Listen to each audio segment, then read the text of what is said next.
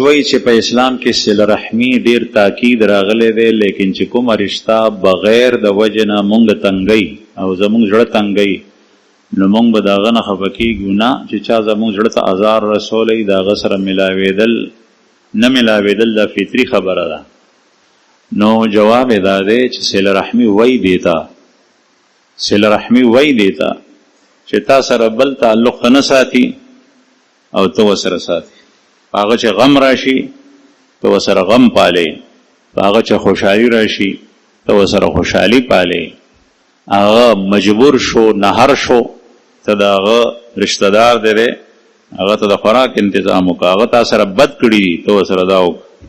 که هغه انسان وي او په هغه کې ساوي او په دې سر کې مازغه شته نو هغه به وایي چې زه څه کوم او دا سړی ما سره څه کوي. لیکن چې څنګه هغه کې هغسې ورسره ته کوې نو دا خو بدل دی، دا صله رحمي نه ده. رسول الله صلی الله علیه وسلم حدیث مبارک دغه فرمایي لیس الواصل بالمکافی، بدله ورکوونکی دا صله رحمي کوونکی نه دی چې څنګه هغه کړي داسې به زه کوم، دا صله رحمي کوون. بلکې نبی کریم صلی الله علیه وسلم فرمایل مفهوم دا دی صله رحمي دا ده چې هغه تا سره نه کوي او ته ورسره کوي، هغه تا سره پریدي رشته او ته پالي.